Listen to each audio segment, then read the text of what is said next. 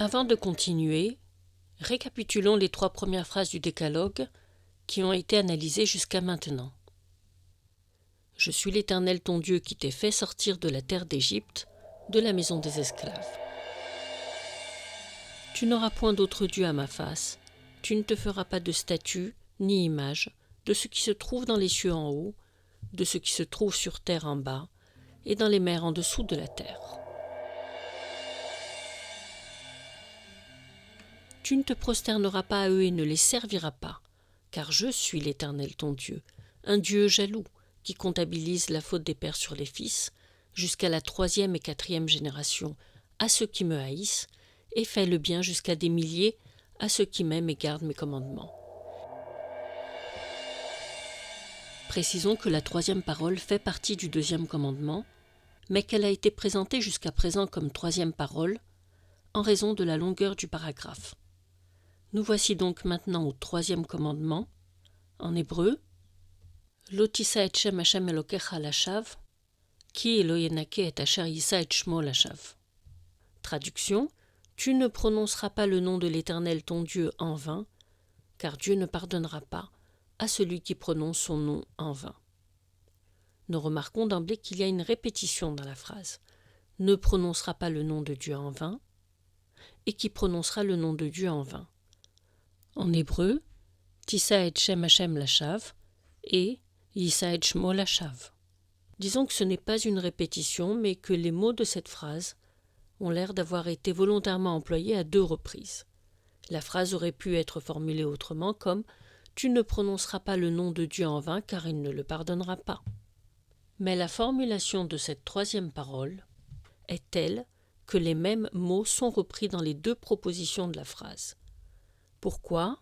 C'est un peu comme le principe des mots doubles, milim kfulot, nombreux dans la Torah, un peu plus de 80, qui sont là parfois pour accentuer l'importance de ce qu'ils désignent. Un exemple, nous avons le mot meod qui veut dire beaucoup et bimod meod, littéralement beaucoup, beaucoup, et signifie énormément. Ici ce n'est pas tout à fait pareil, mais nous avons des mots semblables employés à 2 reprises dans la même phrase, en plus relativement courte. Quelle peut en être la raison ? Peut-être est-ce pour alerter sur l'importance de cette parole en particulier. Pour comprendre la raison de l'importance accordée à ce 4e commandement, penchons-nous déjà sur les premiers mots. Tu ne prononceras pas. Lotissa. Cette traduction donnée n'est pas fausse. Lotissa, lo est une négation, tissa est du verbe lasset, conjugué à la 2e personne du singulier et veut dire ici proférer. Un autre passage confirme l'exactitude de cette traduction dans le livre de Bamidbar, Nombre, au chapitre 23, verset 18. Vaïssa Méchalo, il proféra son discours. Vaïssa, il proféra, Méchalo, son discours ou son vœu. Cependant, si le mot tissa du verbe lasset est choisi parmi d'autres, car on aurait pu dire l'otagide, tu ne diras pas, ou l'otachiz, tu ne publieras pas, ou l'otédaclem, tu ne déclameras pas, ou encore l'otaskir, tu n'évoqueras pas le nom de l'Éternel ton Dieu en vain. C'est pour une raison précise. Car en effet, le verbe lasset, qui dans ce contexte veut dire prononcer, veut dire aussi porter. La traduction de « tu ne prononceras pas » prend donc une orientation particulière pour ce premier fragment. Tu ne porteras pas. En entier, ça donne « tu ne porteras pas le nom de l'Éternel ton Dieu en vain ». Et pourquoi le mot « porter » est employé ? Pour nous diriger vers l'idée du poids. Pourquoi ? Parce qu'il est question du poids de la responsabilité ou de l'engagement. Tu ne prononceras pas le nom de Dieu à la légère. C'est donc une lourde responsabilité que d'évoquer le nom de Dieu, car il le peut être dans des situations non appropriées. D'ailleurs, toujours à propos du mot « porter », le sujet, c'est-à-dire l'individu, se dit « nosé » en hébreu. Ainsi, le sujet, à nosé, à prendre dans son sens littéral veut dire « celui qui porte ». Pour quelle raison ? Cela doit nous indiquer le sens d'être un individu qui porte à chacun de ses actes, pensées, paroles, une responsabilité. On trouve aussi une phrase similaire au chapitre 4 de la Genèse. « Bereshit, lors de l'épisode de Caïn et Avel. Après que Caïn tua son frère Avel, il posa cette question à Dieu. Hagadol avoni minso, vous entendez le mot minso, qui vient aussi du même verbe, lasset. Et la traduction est « Ma faute est-elle trop grande pour être portée ?» Il cherche sans doute à amoindrir le poids de sa faute et à se décharger de sa responsabilité. Ainsi la traduction « Tu ne prononceras pas » est partielle. Elle comporte bien entendu l'idée de ne pas évoquer le nom de Dieu pour rien, mais aussi de faire en sorte que celui qui veut évoquer le nom de Dieu ne doit pas le faire à la légère. C'est une première précision de traduction, en sachant que du verbe lasset dérivent encore d'autres sens, comme se marier par exemple, ce qui peut évoquer l'idée de l'engagement que le mariage implique. Et encore un dernier sens, mais il y en a d'autres, celui de supporter, proche de celui de porter. Avant de poursuivre la traduction de cette phrase, précisons que l'hébreu est une langue trilitère, c'est-à-dire formée sur la base de 3 lettres, 3 consonnes précisément. Quant aux voyelles, elles font partie de la ponctuation. Pour cette raison, l'hébreu a su développer une grande mobilité de sens et faire en sorte qu'un mot peut vouloir en dire plusieurs. On pourrait dire que c'est la même chose dans les autres langues, puisqu'il existe des familles de mots. Mais la différence avec ces autres langues est que d'une part elles possèdent plus de mots pour désigner uniquement un seul sens, et d'autre part que c'est parfois un jeu de lettres qui, intervertis, produisent un autre sens et une proximité. Vous avez par exemple le mot slicha, qui veut dire pardon, et dans les mêmes lettres, l'echasel, qui veut dire finir, ce qui nous enjoint à penser que le vrai pardon est accordé quand on ne revient pas sur l'événement qui a pu provoquer un litige. Reprenons la traduction de notre phrase. Tu ne porteras pas le nom de l'Éternel ton Dieu en vain, car Dieu ne pardonnera pas, en hébreu loyenake, à celui qui porte son nom en vain. Loyenake, il ne pardonnera pas, est encore une traduction qui se réfère directement au sens. Mais littéralement, les mots employés pour exprimer cette idée sont « il ne lavera pas ». Si on avait vraiment voulu dire « il ne pardonnera pas », on aurait dit « lo yislechuhu ». Or, loyenake vient du mot naki, propre. Donc, loyenake veut dire « il ne lavera pas » ou « ne nettoiera pas celui qui porte son nom en vain ». Il s'agit donc d'une image dont le sens est assez clair. Il existe d'ailleurs une expression connue, venant de Ponce Pilate, qui est « sans laver les mains ». Que veut dire cette expression ? Son objectif est de se proclamer innocent. Il existe aussi un livre, précisément une pièce de théâtre, de Jean-Paul Sartre intitulée « Les mains sales », dans lequel l'auteur dénonce l'esprit de pragmatisme quand celui-ci passe devant l'idéal humaniste. Les deux cas évoquent le problème de l'irresponsabilité. Sans laver les mains veut dire clairement se déresponsabiliser ou se déculpabiliser. Ainsi, dans notre phrase, loyenake veut dire il ne lavera pas, le sens est il ne déchargera pas.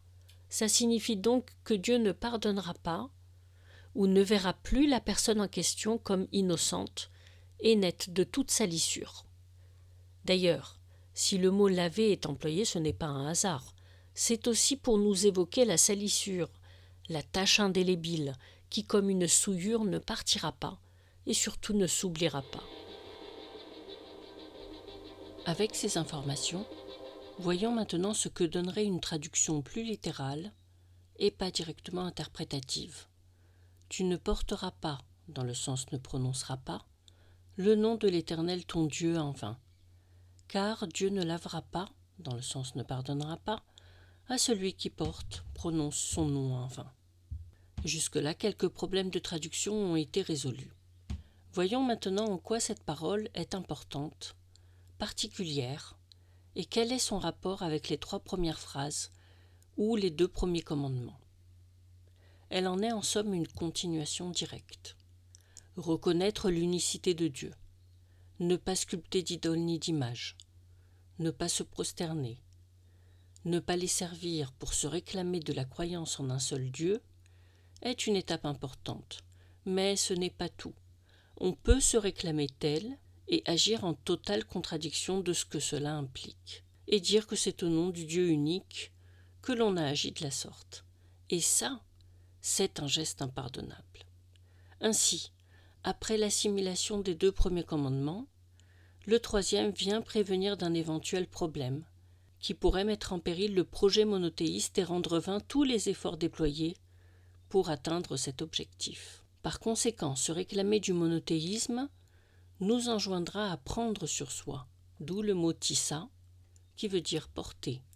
On doit garder à l'esprit de prendre sur soi la responsabilité des gestes que l'on peut avoir, car une croyance monothéiste manifestée, associée à un geste haïssable aux yeux de Dieu, comme on l'a vu la fois dernière, est une dérive qui ne sera jamais pardonnée.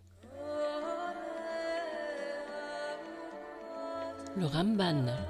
Il ne s'agit pas de Maïmonide cette fois, mais d'un autre commentateur biblique du XIIIe siècle. Il s'agit de Moïse Nachmanide, 1194-1270, qui nous renvoie à un verset explicatif de cette phrase du 3e livre de la Torah, Vaïkra, Lévitique, au chapitre 19, verset 12, que voici. « Vous ne jurerez point en mon nom pour mentir, car ainsi tu souillerais mon nom. Je suis l'Éternel. » Cette phrase, qui est une variante de notre phrase du Décalogue, exprime la volonté d'empêcher la diffamation et le danger moral que d'évoquer le nom de Dieu en vain, ici par mensonge, peut entraîner. Nous obtenons de même une information supplémentaire, évoquer le nom de Dieu en vain, ou dans ce verset par mensonge, reviendrait à le souiller. Seulement le mot ici désigné pour parler de souillure ou de salissure est l'échalel, qui en réalité veut dire vider. Le sens est donc « car ainsi tu viderais de sa contenance le nom de ton Dieu », qui signifie « tu lui enlèverais ce qui fait sens ». C'est d'ailleurs de là qu'est apparue une interdiction très connue du judaïsme sous l'appellation de Chilul Hashem, qui revient à salir le nom de Dieu. Que veut dire maintenant l'expression « en vain » ou dans la 2e phrase « par mensonge » ? Si nous lisons les versets qui ont précédé le verset en question, nous voyons que la vanité ou le mensonge du nom de Dieu est combattu suivant le rapport à autrui. Voici les versets. « Quand vous moissonnerez la moisson, c'est-à-dire la récolte, de votre pays, tu ne termineras pas au bout de ton champ la moisson, et la glanure de ta moisson, tu ne ramasseras pas, tu ne grappilleras pas dans ta vigne, et ne recueilleras pas les grains éparpillés de ta vigne. Laisse-les aux pauvres et à l'étranger. Je suis l'Éternel ton Dieu. Vous ne commettrez point de vol, de dénégation, ni de fraude au préjudice de votre prochain. » Et là, de nouveau, le verset dont nous avions parlé, « Vous ne jurerez point en mon nom pour le mensonge, car ainsi tu souillerais mon nom. Je suis l'Éternel. » Ainsi le monothéisme, dans cette désignation même de monothéisme, met normalement en avant la question de Dieu. Mais nous voyons ici clairement qu'il n'en est pas le cas, du moins que la notion de monothéisme ne renvoie pas exclusivement à la question de Dieu. Elle renvoie plutôt à un parallèle permanent entre la question du lien que peut avoir l'homme avec Dieu, inséparable du lien qu'il peut avoir avec autrui. Nous voyons aussi que le verset précité se termine par « Je suis l'Éternel » dans le sens « Ne l'oubliez pas, soyez-en imprégnés, pour que mon nom vous implique dans vos relations à autrui et vous inspire la générosité, la crainte et la retenue de mal agir, surtout envers les personnes vulnérables. » Voici le verset qui suit. « Tu n'insulteras pas le sourd, et devant l'aveugle ne mettras pas d'obstacle. Tu auras crainte de ton Dieu. Je suis l'Éternel. » Là, nous voyons que craindre Dieu veut dire de ne pas profiter d'une situation dans laquelle une personne vulnérable n'a fatalement pas les moyens de se défendre ou d'éviter un obstacle. On continue. « Ne prévariquez pas dans l'exercice de la justice. Ne porte ni ménagement aux faibles, ni faveur aux puissants. Dans la justice, tu jugeras ton semblable. » Là, il est question de faire preuve d'impartialité et ensuite... Ne va pas colporter de médisance contre ton semblable. Ne reste pas debout, c'est-à-dire indifférent, sur le sang de ton ami. Ne hais pas ton frère en ton cœur. Fais-lui remontrance et tu ne devras pas lui faire assumer de péché. Ne te venge ni garde rancune envers les enfants de ton peuple, mais aime ton prochain comme toi-même. Et en faisant preuve, là, de fraternité. Et quant au lien avec l'étranger, faut-il aussi l'aimer avec cette même empathie ? Tout d'abord, il y a 2 termes pour désigner l'étranger. Il y a le zar, étranger, déconnecté, sans aucun rapport, et il y a le guer, du mot lagour, qui veut dire habiter. Il est question de celui qui vit avec les Israélites ou avec les Hébreux. Voici le verset. Et lorsque vit avec toi un étranger sur votre terre, ne le faites pas souffrir. Comme citoyen parmi vous doit être considéré l'étranger qui vit parmi vous. Tu l'aimeras comme toi-même, car vous-même avez été étrangers en terre d'Égypte. Je suis l'Éternel votre Dieu. Ainsi le rapprochement de Dieu ne peut se produire qu'indirectement, en passant par un rapport de bienveillance envers autrui, sans quoi une attitude pieuse par exemple qui entraînerait au malheur d'autrui ou à la maltraitance, pour la cause de Dieu donc, est comptée d'après notre phrase du Décalogue comme une offense à Dieu et comme un geste impardonnable. Quant au terme même de monothéisme, qui évoque immédiatement la notion de lien avec Dieu et qui semble a priori nous diriger vers une proximité avec lui, il en devient insuffisant au regard de ce qu'exprime la Torah à ce sujet. Parce qu'à l'échelle humaine, ce rapprochement de Dieu ne peut se produire qu'en passant par le rapport à autrui. Le rapport que l'on peut avoir à Dieu est alors indissociable de notre rapport à autrui. C'est à la condition de la justice, de la loyauté, de la générosité, de la fraternité, de l'amour de l'étranger, exprimé dans ce chapitre, que l'on peut se réclamer du nom de Dieu. Et cette démarche de vouloir séparer l'aspect religieux, en le mettant d'ailleurs en relief, de l'aspect social, qui parfois malheureusement se ressent fortement dans l'idée même de la religion, n'est autre qu'un préjugé, une contradiction, voire une hérésie. De même que les lois envers Dieu d'un côté et les lois envers autrui de l'autre sont placées en parallèle dans le Décalogue. Pour quelle raison ? Parce qu'elles sont toujours liées, l'une renvoyant à l'autre, et nous aurons l'occasion bien sûr de revenir sur ce sujet par la suite. De ne pas prononcer le nom de Dieu en vain revient alors à ne pas se réclamer de son nom en commettant préjudice à autrui. La fois prochaine, nous aborderons le commandement du Shabbat. À bientôt.